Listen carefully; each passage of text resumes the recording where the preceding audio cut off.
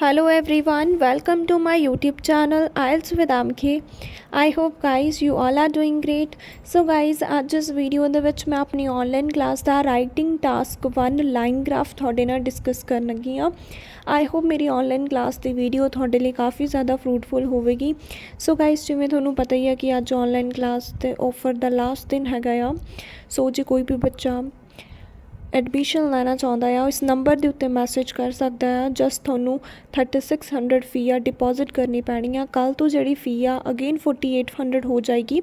ਸੋ ਜੇ ਕੋਈ ਵੀ ਬੱਚਾ ਇੰਟਰਸਟਿਡ ਆ ਤਾਂ ਇਸ ਨੰਬਰ ਦੇ ਉੱਤੇ ਮੈਨੂੰ ਮੈਸੇਜ ਕਰ ਸਕਦਾ ਆ। 12 ਵਜੇ ਤੋਂ ਪਹਿਲਾਂ ਜੋ ਬੱਚਾ ਐਡਮਿਸ਼ਨ ਕਰਵਾ ਸਕਦਾ ਆ। ਉਸ ਤੋਂ ਬਾਅਦ ਐਡਮਿਸ਼ਨਸ ਬੰਦ ਹੈਗੇ ਆ। ਸੋ ਜਸਟ 3600 ਆ ਫੀ। ਸਾਰੇ ਮੋਡਿਊਲਸ ਨੂੰ ਡਿਸਕਸ ਕੀਤਾ ਜਾਂਦਾ ਆ। ਮਾਰਨਿੰਗ ਈਵਨਿੰਗ ਦੋਵੇਂ ਸਲੋਟ ਅਵੇਲੇਬਲ ਹੈਗੇ ਆ। ਸੋ ਆਈ ਹੋਪ ਇਹ ਵਾਲੀ ਵੀਡੀਓ ਤੁਹਾਡੇ ਲਈ ਫਾਇਦੇਮੰਦ ਹੋਏਗੀ। So let's start. So question ਕੀ ਹੈਗਾ ਕਿ ਜਿਹੜਾ ਲਾਈਨ ਗ੍ਰਾਫ ਹੈ ਸਾਨੂੰ ਸ਼ੋਅ ਕਰ ਰਿਹਾ ਆ ਵਹੀਕਲ, ਠੀਕ ਹੈ, ਜਿਹੜੇ ਚੋਰੀ ਹੋਏ ਆ 4 ਕੰਟਰੀਜ਼ ਦੇ ਵਿੱਚ ਇੰਨੇ ਈਅਰ ਦੇ ਵਿੱਚ 1990 ਤੋਂ ਲੈ ਕੇ 1999 ਤੱਕ ਜਿਹੜੇ ਵਹੀਕਲ ਚੋਰੀ ਹੋਏ ਆ ਉਹਨਾਂ ਦੀ ਇਨਫੋਰਮੇਸ਼ਨ ਸਾਨੂੰ ਦੱਸੀ ਗਈ ਆ। ਸੋ ਜਦੋਂ ਵੀ ਤੁਹਾਨੂੰ ਲਾਈਨ ਗ੍ਰਾਫ ਆ ਜੇ ਸਭ ਤੋਂ ਪਹਿਲਾਂ ਤੁਸੀਂ ਕੀ ਦੇਖਣਾ ਕਿ ਪਰਸੈਂਟੇਜ ਤੁਹਾਨੂੰ ਕਿਸ ਫਾਰਮ ਦੇ ਵਿੱਚ ਗਿਵਨ ਆ। ਬੱਚੇ ਕੀ ਕਰਦੇ ਆ, ਇਹ ਨਹੀਂ ਦੇਖਦੇ ਕਿ ਕਿਸ ਚੀਜ਼ ਦੇ ਵਿੱਚ ਗਿਵਨ ਹੈ ਸਾਨੂੰ ਡਾਟਾ। ਸੋ ਇੱਥੇ ਹੈਗਾ 1000 ਵਹੀਕਲ, ਉਹ ਸਿੱਧਾ ਹੀ ਹਰ ਇੱਕ ਦੇ ਪਿੱਛੇ ਪਰਸੈਂਟੇਜ ਲਗਾ ਦਿੰਦੇ ਆ। ਨੋ, ਤੁਸੀਂ ਇਹ ਚੀਜ਼ ਨੂੰ ਦੇਖਣਾ ਕਿ ਡਾਟਾ ਕਿਸ ਫਾਰਮ ਦੇ ਵਿੱਚ ਗਿਵਨ ਹੈ। ਇੱਥੇ ਹੈਗਾ 1000 ਵਹੀਕਲ ਦੀ ਫਾਰਮ ਦੇ ਵਿੱਚ ਗਿਵਨ ਹੈ। ਸੋ ਤੁਸੀਂ ਇਹੀ ਲਗਾਓਗੇ, ਪਰਸੈਂਟੇਜ ਨਹੀਂ ਲਗਾਓਗੇ। ਉਸ ਤੋਂ ਬਾਅਦ ਤੁਸੀਂ ਦੇਖ ਲਓ ਕਿ ਕਿਹੜੀ ਕੰਟਰੀ ਸਾਨੂੰ ਇੱਥੇ ਗਿਵਨ ਹੈ। ਜਿਵੇਂ ਦੇਖ ਲਓ great Britain, Sweden, France, Canada. ਫਿਰ ਇਹ ਲਾਈਨਸ ਦੇ ਅੱਗੇ ਤੁਸੀਂ ਕੀ ਕਰਨਾ ਹੈਗਾ, ਲਿਖ ਲਓ ਕੰਟਰੀ ਦੇ ਨੇਮ, ਠੀਕ ਹੈ, ਕਿ ਕਿਹੜੀ ਗ੍ਰੇਟ ਬ੍ਰਿਟੇਨ ਦੀ ਹੈ, ਕਿਹੜੀ ਕੈਨੇਡਾ ਦੀ ਹੈ। ਐਵੇਂ ਤੁਸੀਂ ਲਿਖ ਲਓ। ਉਹਦੇ ਨਾਲ ਕੀ ਹੋਊਗਾ ਕਿ ਤੁਹਾਨੂੰ ਬਾਰ-ਬਾਰ ਥੱਲੇ ਦੇਖਣ ਦੀ ਜ਼ਰੂਰਤ ਨਹੀਂ ਪਊਗੀ, ਠੀਕ ਹੈ, ਕਿਉਂਕਿ ਜੇ ਆਪਾਂ ਬਾਰ-ਬਾਰ ਥੱਲੇ ਦੇਖਦੇ ਹਾਂ ਨਾ ਸਾਡਾ ਮਾਈਂਡ ਬਹੁਤ ਡਿਸਟਰੈਕਟ ਹੋ ਜਾਂਦਾ ਹੈ। ਸੋ ਇਹ ਤੋਂ ਚੰਗਾ ਤੁਸੀਂ ਪਹਿਲਾਂ ਹੀ ਅੱਗੇ ਨੋਟ ਕਰ ਲਓ, ਕਿਉਂਕਿ ਡਾਟਾ ਤਾਂ ਅਸੀਂ ਹਰ ਵਾਰ ਲਿਖਣਾ ਆ। ਸੋ ਜੇ ਤੁਸੀਂ ਅੱਗੇ ਲਿਖ ਲਓਗੇ ਤਾਂ ਤੁਹਾਨੂੰ ਕਨਫਿਊਜ਼ਨ ਨਹੀਂ ਆਊਗੀ।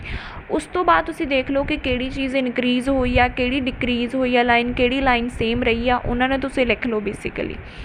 ਸੋ ਆ ਤੁਸੀਂ ਦੇਖੋ ਕਿ ਇਹ ਲਾਈਨ ਬਿਲਕੁਲ ਸੇਮ ਆ। ਸਟਾਰਟ ਜਿੱਥੋਂ ਹੋ ਰਹੀ ਆ ਉੱਥੇ ਕੀ ਇਹਦਾ ਐਂਡ ਹੋਇਆ ਆ। ਸੋ ਆਪਾਂ ਕਹਿ ਸਕਦੇ ਕਿ ਆਲਮੋਸਟ ਸੇਮ ਹੈਗੀ ਆ, ਕੋਈ ਇਹਦੇ 'ਚ ਜ਼ਿਆਦਾ ਖਾਸ ਚੇਂਜ ਨਹੀਂ ਆਇਆ। ਸੋ ਆਪਾਂ ਇਹਦੇ ਅੱਗੇ ਲਿਖ ਸਕਦੇ ਹਾਂ ਐਸ, ਕਿ ਸੇਮ ਹੀ ਰਹੀ ਆ ਆਲਮੋਸਟ। ਸੋ ਆ ਰੈੱਡ ਵਾਲੀ ਕੀ ਹੋਈ ਆ, ਇਨਕਰੀਜ਼ ਹੋਈ ਆ। ਸੋ ਆ ਥੋੜ੍ਹੀ ਜਿਹੀ ਡਿਕਰੀਜ਼ ਹੋਈ ਆ, ਜਿਹਦੇ 'ਚ ਫਲਕਚੁਏਸ਼ਨਸ ਆਈਆਂ ਹੈਗੀਆਂ, ਠੀਕ ਹੈ। ਸੋ ਇਹ ਆਪਾਂ ਆਈਡੈਂਟੀਫਾਈ ਕਰ ਲਿਆ। ਜਿਹੜੀ ਇਨਕਰੀਜ਼ ਹੋਈ ਆ ਉਹਦੇ ਅੱਗੇ ਆਈ ਲਿਖ ਲਓ, ਜਿਹੜੀ ਡਿਕਰੀਜ਼ ਹੋਈ ਆ ਉਹਦੇ ਅੱਗੇ ਡੀ, ਜਿਹੜੀ ਸੇਮ ਹੈ ਉਹਦੇ ਅੱਗੇ ਐਸ ਲਿਖ ਲਓ। ਅਤੇ ਅੱਗੇ ਕੰਟਰੀਜ਼ ਦਾ ਨੇਮ ਜ਼ਰੂਰ ਲਿਖ ਲਿਆ ਕਰੋ, ਉਹਦੇ ਨਾਲ ਕਨਫਿਊਜ਼ਨ ਨਹੀਂ ਹੁੰਦੀ ਆ। ਆਪਾਂ ਈਜ਼ੀਲੀ ਜਿਹੜਾ ਆ ਓਵਰਆਲ ਦੇ ਵਿੱਚ ਲਿਖ ਸਕਦੇ ਹਾਂ। ਸੋ ਓਵਰਆਲ ਦੇ ਵਿੱਚ ਕਦੀ ਵੀ ਕੋਈ ਨੂਮੈਰੀਕਲ ਵੈਲਿਊ ਆ ਉਹ ਨਹੀਂ ਲਿਖੀ ਦੀ ਹੁੰਦੀ, ਠੀਕ ਹੈ ਜੀ। ਨੂਮੈਰੀਕਲ ਵੈਲਿਊ ਨੂੰ ਅਵੋਇਡ ਕਰੋ ਲਿਖਣਾ। ਸੋ ਇੱਥੇ ਕੀ ਹੈਗਾ ਕਿ ਜਿਹੜਾ ਲਾਈਨ ਗ੍ਰਾਫ ਆ ਸਾਨੂੰ ਇਨਫੋਰਮੇਸ਼ਨ ਦੇ ਰਿਹਾ ਆ ਪ੍ਰਪੋਰਸ਼ਨ ਕਾਰਸ ਦੀ ਜਿਹੜੀਆਂ ਕੀ ਹੋਈਆਂ ਆ, ਸਟੋਲਨ ਹੋਈਆਂ। ਉੱਥੇ ਸੀਗਾ ਥੈਫਟ, ਇੱਥੇ ਮੈਂ ਲਿਖਤਾ ਸਟੋਲਨ। ਡਿਫਰੈਂਟ ਕੰਟਰੀਜ਼ ਸੀਗਾ, ਮੈਂ ਲਿਖਤਾ ਨੇਸ਼ਨਸ। ਫਰੋਮ ਇੰਨੀ ਈਅਰ ਤੋਂ ਲੈ ਕੇ ਇੱਥੇ ਤੱਕ, ਠੀਕ ਹੈ। ਆ ਲਾਈਨ ਆਪਸ਼ਨਲ ਆ, ਲਿਖਣਾ ਚਾਹੁੰਦੇ ਹੋ ਤਾਂ ਲਿਖ ਸਕਦੇ ਹੋ। The data has been measured in terms of per 1000। ਮੈਂ ਕਿ ਡਾਟਾ ਕਿਹਦੇ ਵਿੱਚ ਮੇਜ਼ਰ ਕੀਤਾ ਗਿਆ ਆ, ਪਰ 1000 ਦੇ ਵਿੱਚ ਡਾਟਾ ਆ ਸਾਨੂੰ ਦਿੱਤਾ ਹੋਇਆ ਆ। ਸੋ ਇਹ ਸੀਗੀ ਮੇਰੀ ਸਿੰਪਲ। ਹੁਣ ਮੈਂ ਉਹਨੂੰ ਬਣਾ ਰਹੀ ਹਾਂ ਪੈਸਿਵ। ਪੈਸਿਵ ਲਈ ਕੀ ਕਰਨਾ ਆ, ਇਹ ਵਰਡ ਨੂੰ ਕੱਟਣਾ ਆ 1999 ਤੱਕ ਸੇਮ ਲਿਖੋ। ਦੇਖ ਲਓ ਕੋਈ ਚੇਂਜ ਨਹੀਂ ਕੀਤਾ ਮੈਂ, ਬਿਲਕੁਲ ਸੇਮ ਲਿਖਿਆ ਹੋਇਆ। ਤੁਸੀਂ ਰੀਡ ਕਰਕੇ ਦੇਖ ਲਓ, ਠੀਕ ਹੈ, ਬਿਲਕੁਲ ਸੇਮ ਹੈ। ਜਸਟ ਲਾਸਟ ਲਾਈਨ ਕਿਹੜੀ ਲਾਈਨ ਐਡ ਕੀਤੀ ਆ, is depicted by the rendered line graph. ਇਹਦੇ ਨਾਲ ਬਣ ਗਿਆ ਸਾਡਾ ਪੈਸਿਵ। ਅੱਗੇ ਆ ਜਿਹੜੀ ਲਾਈਨ ਆ ਇਹ ਵੀ ਮੈਂ ਬਿਲਕੁਲ ਸੇਮ ਆ, the data has been measure in terms of per 1000। ਦੇਖ ਲਓ ਕੋਈ ਚੇਂਜ ਨਹੀਂ ਹੈ। ਜਸਟ ਮੈਂ ਇਹ ਲਾਈਨ ਦੇ ਨਾਲ ਹੀ ਆਪਣਾ ਜਿਹੜੀ ਇੰਟਰੋ ਆ ਉਹਨੂੰ ਮੈਂ ਚੇਂਜ ਕਰ ਦਿੱਤਾ ਆ ਪੈਸਿਵ ਦੇ ਵਿੱਚ। ਜਸਟ ਇਹਦੇ ਵਿੱਚੋਂ ਇਹ ਵਰਡ ਨੂੰ ਕੱਟ ਕੀਤਾ ਆ ਐਂਡ ਲਾਸਟ ਲਾਈਨ ਐਡ ਕੀਤੀ ਆ, is depicted by the rendered line graph. ਜੇ ਪੈਸਿਵ ਦੇ ਵਿੱਚ ਲਿਖਦੇ ਆ ਤਾਂ ਉਹਦੇ ਨਾਲ ਬੈਂਕ ਸਕੋਰ ਇੰਪਰੂਵ ਹੁੰਦੇ ਆ ਆਪਣੇ। ਸੋ ਅੱਗੇ ਦੇਖੋ BP1 ਨੂੰ ਆਪਾਂ ਸਟਾਰਟ ਕੀਤਾ ਆ। After analysing it can be seen clearly that. ਮੈਂ ਕਿਹਾ ਐਨਾਲਾਈਜ਼ ਕਰਨ ਤੋਂ ਬਾਅਦ ਇਹ ਗੱਲ ਆਪਾਂ ਕਲੀਅਰਲੀ ਦੇਖ ਸਕਦੇ ਹਾਂ। Not only France, Sweden but also Canada was followed identical approach. ਮੈਂ ਕਿਹਾ ਇੱਕੋ ਜਿਹਾ ਅਪਰੋਚ ਹੀ ਫੋਲੋ ਕਰ ਰਹੇ ਸੀਗੇ। ਸੋ ਦੇਖਦੇ ਹਾਂ ਕਿ ਇੱਕੋ ਜਿਹਾ ਹੀ ਅਪਰੋਚ ਆ। ਆ ਦੇਖ ਲਓ ਤਿੰਨੇ ਕੰਟਰੀਆਂ ਦੀ ਰੇਸ਼ੀਓ ਲਗਭਗ ਇੱਕੋ ਜਿਹੀ ਆ। ਮੈਂ ਲਿਖਤਾ ਆਲਮੋਸਟ ਆਈਡੈਂਟੀਕਲ ਆ, ਲਗਭਗ ਇੱਕੋ ਜਿਹੀ ਅਪਰੋਚ ਸੀਗਾ। ਠੀਕ ਹੈ, ਇਹ 6 'ਤੇ ਹੈ, 7 'ਤੇ ਹੈ, 8 'ਤੇ ਹੈ, ਇੱਕੋ ਜਿਹੀ ਇਹਨਾਂ ਦੀ ਰੇਸ਼ੀਓ ਸੀਗੀ ਸਟਾਰਟਿੰਗ ਦੇ ਵਿੱਚ। ਅੱਗੇ ਦੇਖੋ, and even its data was varied between 6 to 10 per 1000। ਅਤੇ ਇਹਨਾਂ ਦਾ ਜਿਹੜਾ ਸੀਗਾ ਡਾਟਾ ਉਹ 6 ਤੋਂ ਲੈ ਕੇ 10 per 1000 ਦੇ ਵਿੱਚ ਆ ਰਿਹਾ ਆ। ਦੇਖ ਲਓ ਇਹਦੇ ਵਿੱਚ ਆ ਬਿਲਕੁਲ। ਠੀਕ ਹੈ ਜੀ, 6 ਤੋਂ ਲੈ ਕੇ 10 ਦੇ ਵਿੱਚ ਇਹਨਾਂ ਦੀ ਰੇਸ਼ੀਓ ਆ ਰਹੀ ਹੈ ਤਿੰਨਾਂ ਕੰਟਰੀਜ਼ ਦੀ 1990 ਦੇ ਵਿੱਚ। ਸੋ ਇਹੀ ਚੀਜ਼ ਨੂੰ ਮੈਂ ਲਿਖਿਆ ਕਿ ਲਗਭਗ ਇੱਕੋ ਜਿਹੀਆਂ ਸੀਗੀਆਂ ਅਤੇ ਇਹਨਾਂ ਦਾ ਜਿਹੜਾ ਡਾਟਾ ਆ ਵੈਰਿਡ ਮਤਲਬ ਲਗਭਗ ਇੱਕੋ ਜਿਹੀ ਸੀਗਾ 6 ਤੋਂ 10 ਦੇ ਵਿੱਚ। whilst the ratio of car was maximum in Great Britain at 2 per 1000 less than from 1/5 ਤੋਂ 2 per 1000 ਘੱਟ ਸੀਗੀ। ਹੁਣ ਹੈ ਕਿ 1/5 ਕਿੰਨਾ ਹੁੰਦਾ ਆ? 1/5 ਹੁੰਦਾ ਹੈ 20%। ਕਿਵੇਂ ਕੱਢਿਆ 1/5? 20 ਨੂੰ ਆਪਾਂ ਡਿਵਾਈਡ ਕਰਦੇ ਹਾਂ 100 ਨਾਲ। ਠੀਕ ਹੈ ਜੀ, 0 ਨਾਲ ਕੀ ਕੱਟ ਹੋ ਗਈ? 0, 2 1 ਦਾ 2, 2 5 ਦਾ 10, ਕੀ ਬਣ ਗਿਆ? 1/5। ਠੀਕ ਹੈ ਜੀ, 1/5 ਤੋਂ 2% ਘੱਟ ਸੀਗੀ।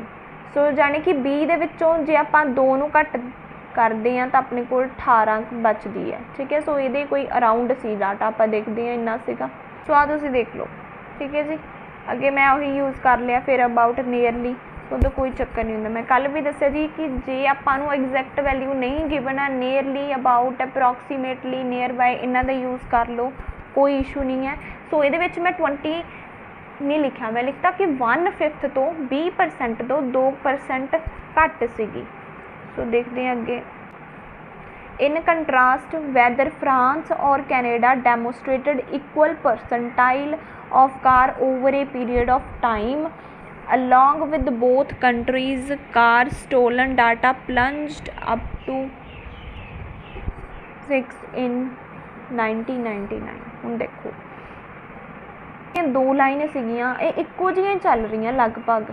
ਠੀਕ ਹੈ, ਇੱਕੋ ਜਿਹੀਆਂ ਚੱਲ ਰਹੀਆਂ ਸੀਗੀਆਂ, ਉਹ ਵੀ ਥੋੜ੍ਹਾ ਡਿਕਰੀਜ਼ ਹੋ ਰਹੀ, ਉਹ ਵੀ ਇਨਕਰੀਜ਼ ਹੋ ਰਹੀ, ਲਗਭਗ ਇੱਕੋ ਹੀ ਚੱਲ ਰਹੀਆਂ। ਹੁਣ ਮੈਂ ਪੂਰੇ ਨੂੰ 99 ਤੱਕ ਇੱਕ ਲਾਈਨ ਦੇ ਵਿੱਚ ਲਿਖ ਦਿੱਤਾ, ਇੱਕ ਲਾਈਨ ਦੇ ਵਿੱਚ ਲਿਖਿਆ ਆ। ਦੇਖ ਲਓ ਤੁਸੀਂ, ਪੂਰੀ ਸਟੇਟਮੈਂਟ ਨੂੰ ਮੈਂ ਇੱਕ ਲਾਈਨ ਦੇ ਵਿੱਚ ਲਿਖਿਆ ਆ। ਕੀ ਲਿਖਿਆ ਮੈਂ?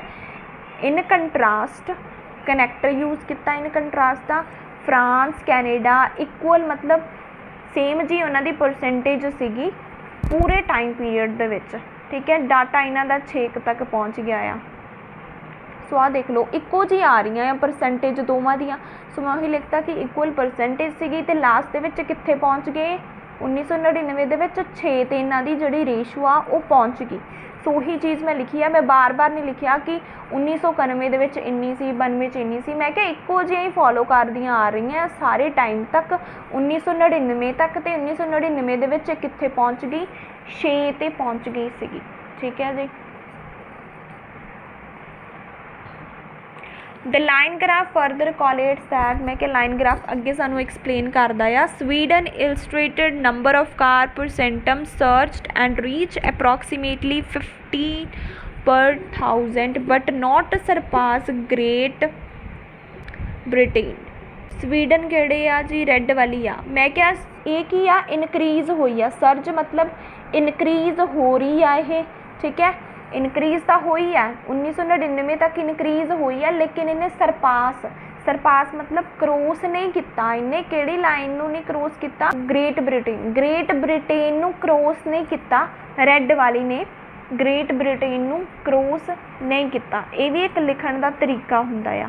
ਇਹਦੇ ਵਿੱਚ ਮੈਂ ਕੀ ਕਿਹਾ ਕਿ ਇਨਕਰੀਜ਼ ਹੋ ਰਹੀ ਆ ਉਹ। ਠੀਕ ਹੈ, ਬਟ ਉਹਨੇ ਕਰੋਸ ਨਹੀਂ ਕੀਤਾ। ਸਰਪਾਸ ਹੁੰਦਾ, ਕਰੋਸ ਨਹੀਂ ਕੀਤਾ ਉਹਨੇ ਗ੍ਰੇਟ ਬ੍ਰਿਟੇਨ ਨੂੰ। ਠੀਕ ਹੈ ਜੀ, ਅੱਗੇ ਦੇਖੋ।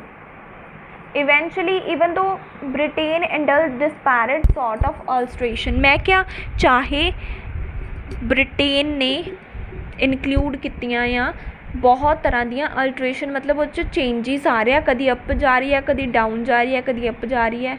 ਕਦੀ ਡਾਊਨ ਜਾ ਰਹੀ ਹੈ। ਬਿਟਵੀਨ 1990 ਤੋਂ ਲੈ ਕੇ 1999 ਤੱਕ ਕੁਝ ਬਹੁਤ ਚੇਂਜਸ ਆਇਆ, ਕਦੀ ਅਪ ਜਾ ਰਹੀ ਹੈ, ਕਦੀ ਡਾਊਨ ਆ ਰਹੀ ਹੈ, ਕਦੀ ਅਪ ਜਾ ਰਹੀ ਹੈ, ਕਦੀ ਡਾਊਨ ਜਾ ਰਹੀ ਹੈ। But no change was occurred in the stolen car. It means car percentage in later year was same as used to be in initial year। ਬਹੁਤ ਵਧੀਆ ਇੱਕ ਲਿਖਣ ਦਾ ਤਰੀਕਾ ਹੁੰਦਾ। ਦੇਖੋ ਇਹਦੇ ਵਿੱਚ ਮੈਂ ਬੇਸਿਕਲੀ ਪਤਾ ਕੀ ਚੀਜ਼ ਨੂੰ ਐਕਸਪਲੇਨ ਕੀਤਾ, ਮੈਂ ਕਿਹਾ ਗ੍ਰੇਟ ਬ੍ਰਿਟੇਨ ਦੇ ਵਿੱਚ ਅਲਟਰੇਸ਼ਨਸ ਆਈਆਂ, ਦੇਖੋ ਕਦੀ ਅਪ ਜਾ ਰਹੀ ਹੈ, ਕਦੀ ਡਾਊਨ ਆ ਰਹੀ ਹੈ, ਕਦੀ ਅਪ ਕਦੀ ਡਾਊਨ। ਫਿਰ ਮੈਂ ਕਿਹਾ ਲੇਟਰ ਈਅਰ ਮਤਲਬ ਲਾਸਟ ਵਾਲੇ ਈਅਰ ਦੇ ਵਿੱਚ ਆ ਜਿਹੜਾ ਈਅਰ ਹੈ ਇਹਦੇ ਵਿੱਚ ਇਹਦੀ ਜਿਹੜੀ ਪਰਸੈਂਟੇਜ ਹੈ ਨਾ ਉਹ ਸੇਮ ਹੋ ਗਈ। ਯੂਜ਼ ਟੂ ਬੀ ਮਤਲਬ ਜਿਵੇਂ ਇਹ ਪਹਿਲਾਂ ਸੀਗੀ ਆਪਣੀ ਇਨੀਸ਼ੀਅਲ ਈਅਰ ਦੇ ਵਿੱਚ, ਫਸਟ ਈਅਰ ਦੇ ਵਿੱਚ ਜਿੰਨੀ ਇਹਦੀ ਪਰਸੈਂਟੇਜ ਸੀਗੀ ਸੇਮ ਲਗਭਗ ਉਨੀ ਜਿਹੀ ਇਹਦੀ ਲਾਸਟ ਦੇ ਵਿੱਚ ਹੋ ਗਈ ਆ। ਠੀਕ ਹੈ, as use to be in initial year, ਜਿਵੇਂ ਇਹ ਇਨੀਸ਼ੀਅਲ ਈਅਰ ਦੇ ਵਿੱਚ ਇੰਨੀ ਪਰਸੈਂਟੇਜ ਸੀਗੀ ਉਨੀ ਹੀ ਇਹਦੀ ਪਰਸੈਂਟੇਜ ਹੁਣ ਹੋਈ ਆ। ਸੋ ਇਹ ਲਿਖਣ ਦਾ ਤਰੀਕਾ ਹੁੰਦਾ ਆ, ਡਿਫਰੈਂਸ ਆਪਾਂ ਲਿਖਦੇ ਹੁੰਦੇ ਆ ਕਿਉਂਕਿ ਵੇਰੀਏਸ਼ਨ ਲੈ ਕੇ ਆਉਣਾ ਬਹੁਤ ਜ਼ਿਆਦਾ ਜ਼ਰੂਰੀ ਹੁੰਦਾ। ਸੋ ਇਵੇਂ ਹੀ ਵੇਰੀਏਸ਼ਨਸ ਆਉਂਦੀਆਂ, ਕਦੀ ਕੋਈ ਸਟਰਕਚਰ ਯੂਜ਼ ਕਰੋ, ਕਦੀ ਡਿਫਰੈਂਟ ਸਟਰਕਚਰਸ ਨੂੰ ਆਪਾਂ ਯੂਜ਼ ਕਰ ਰਹੇ ਹਾਂ, ਕੋਈ ਸਟਰਕਚਰ ਆਪਾਂ ਰਿਪੀਟ ਜਿਹੜਾ ਆ ਉਹ ਨਹੀਂ ਕੀਤਾ ਹੋਇਆ ਆ, ਤੁਸੀਂ ਖੁਦ ਵੀ ਦੇਖ ਸਕਦੇ ਹੋ। ਉਸ ਤੋਂ ਬਾਅਦ ਓਵਰਆਲ ਦੇ ਵਿੱਚ ਕੀ ਲਿਖਿਆ, it can be conceived from the aforementioned line graph. That ਤੱਕ ਮੈਂ ਤੁਹਾਨੂੰ ਪਹਿਲੇ ਹੀ ਕਿਹਾ ਹੋਇਆ ਕਿ ਸੇਮ ਲਿਖਣਾ, ਜਸਟ ਚਾਰਟ ਦਾ ਨੇਮ ਚੇਂਜ ਕਰਨਾ ਆ। ਵਿਚ ਐਕਸਪਾਊਂਡ ਦੈਟ, ਜਿਹਨੇ ਇਹ ਗੱਲ ਐਕਸਪਾਊਂਡ ਕੀਤੀ ਆ, England neither ups nor down while Canada as well as France had experienced downward trend whereas Sweden showed upward trend। ਮੈਂ ਕਿਹਾ ਇੰਗਲੈਂਡ ਦੇ ਵਿੱਚ ਕੋਈ ਅਪਸ ਐਂਡ ਡਾਊਨ ਲਾਸਟ ਦੇ ਵਿੱਚ ਨਹੀਂ ਆਇਆ, ਕੈਨੇਡਾ ਜਿਹੜਾ ਆ ਤੇ ਫਰਾਂਸ ਡਿਕਰੀਜ਼ ਹੋਏ ਆ, ਸਵੀਡਨ ਇਨਕਰੀਜ਼ ਹੋਇਆ ਆ। ਹੁਣ ਮੈਂ ਉਹੀ ਚੀਜ਼ ਲਿਖੀ ਆ, ਮੈਂ ਕਿਹਾ ਇਹਦੇ ਵਿੱਚ ਕੋਈ ਚੇਂਜ ਨਹੀਂ ਆਇਆ ਐਂਡ ਦੇ ਵਿੱਚ, ਨਾ ਤਾਂ ਐਂਡ 'ਚ ਇਨਕਰੀਜ਼ ਹੋਈ ਆ ਨਾ ਇਹ ਐਂਡ 'ਚ ਡਿਕਰੀਜ਼ ਹੋਈ ਆ, ਇਹ ਤਾਂ ਸੇਮ ਰਹੀ ਆ।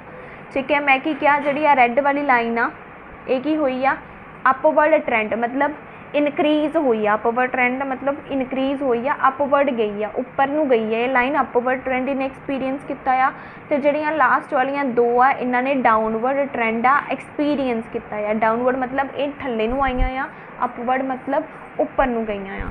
ਸੋ ਇਹ ਸੀਗਾ ਰਾਈਟਿੰਗ ਟਾਸਕ 1 ਜਿਹਦੇ ਵਿੱਚ ਆਪਾਂ ਹਰ ਵਾਰ ਇੱਕ ਡਿਫਰੈਂਟ ਸਟਰਕਚਰ ਨੂੰ ਹੀ ਯੂਜ਼ ਕੀਤਾ।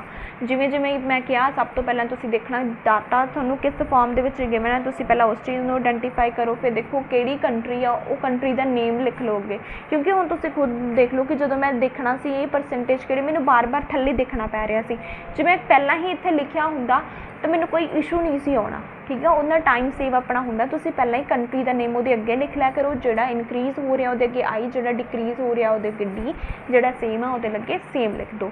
ਫਿਰ ਹਰ ਵਾਰ ਇੱਕ ਡਿਫਰੈਂਟ ਸਟਰਕਚਰਸ ਨੂੰ ਯੂਜ਼ ਕੀਤਾ ਹੋਇਆ ਆ। ਇੰਟਰੋਡਕਸ਼ਨ ਦੇ ਵਿੱਚ ਮੈਂ ਪੈਸਿਵ ਨੂੰ ਯੂਜ਼ ਕੀਤਾ ਹੋਇਆ ਆ, ਇਹਦੇ ਵਿੱਚ note only but also the structure ਮੈਂ ਯੂਜ਼ ਕੀਤਾ ਹੋਇਆ ਆ। ਠੀਕ ਹੈ, ਫਿਰ ਮੈਂ ਦੱਸਦਾ ਕਿ ਇਹਦੇ ਵਿੱਚ ਮੈਕਸੀਮਮ ਸੀਗੀ, ਫਿਰ ਇਹਦੇ ਵਿੱਚ ਵੈਦਰ ਦਾ ਮੈਂ ਦੱਸ ਦਿੱਤਾ ਕਿ ਇਕੁਅਲ ਪਰਸੈਂਟਾਈਲ ਸੀਗੀ ਇਹਦੀ। ਫਿਰ ਇਹਦੇ ਵਿੱਚ ਮੈਂ ਪਲੰਜ ਦਾ ਕੀਤਾ, 2 ਦਾ ਸਟਰਕਚਰ ਯੂਜ਼ ਕੀਤਾ।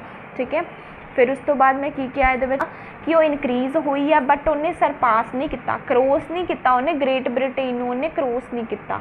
ਫਿਰ ਉਸ ਤੋਂ ਬਾਅਦ ਮੈਂ ਕੀ ਕਿਹਾ ਕਿ ਕਾਫੀ ਜ਼ਿਆਦਾ ਅਲਟਰੇਸ਼ਨਸ ਆਈਆਂ ਆ ਲੇਕਿਨ ਕੋਈ ਵੀ ਚੇਂਜ ਜਿਹੜਾ ਆ ਨਹੀਂ ਆਇਆ ਕਿਉਂਕਿ ਪਰਸੈਂਟੇਜ ਉਨੀ ਹੋ ਗਈ ਜਿੰਨੀ ਉਹ ਲਾਸਟ ਦੇ ਵਿੱਚ ਸੀਗੀ। ਦੈਨ ਉਸ ਤੋਂ ਬਾਅਦ ਓਵਰਆਲ ਦੇ ਵਿੱਚ ਕਿਹਾ ਕਿ ਜਿਹੜਾ ਹੈਗਾ ਆਪਣਾ ਇੰਗਲੈਂਡ ਆ ਉਹਦੇ ਵਿੱਚ ਕੋਈ ਵੀ ਐਂਡ 'ਚ ਇਨਕਰੀਜ਼ ਡਿਕਰੀਜ਼ ਨਹੀਂ ਹੋਇਆ ਆ। ਜਿਹੜਾ ਆਪਣਾ ਸੀਗਾ ਕੈਨੇਡਾ ਫਰਾਂਸ ਉਹ ਥੱਲੇ ਨੂੰ ਆਇਆ, ਡਾਊਨਵਰਡ ਟਰੈਂਡ ਦੇਖਿਆ ਆ। ਅਤੇ ਜਿਹੜਾ ਸੀਗਾ ਆਪਣਾ ਸਵੀਡਨ ਉਹ ਉੱਪਰ ਨੂੰ ਗਿਆ ਆ, ਤਾਂ ਕਰਕੇ ਆਪਾਂ ਉੱਥੇ ਕਿਹਾ ਕਿ ਉਹਦਾ ਅਪਵਰਡ ਟਰੈਂਡ ਹੈਗਾ ਆ। ਸੋ ਕੋਈ ਵੀ ਇਸ਼ੂ ਆ ਤਾਂ ਪੁੱਛ ਸਕਦੇ ਹੋ ਰਿਲੇਟਡ ਟੂ ਰਾਈਟਿੰਗ ਟਾਸਕ 1।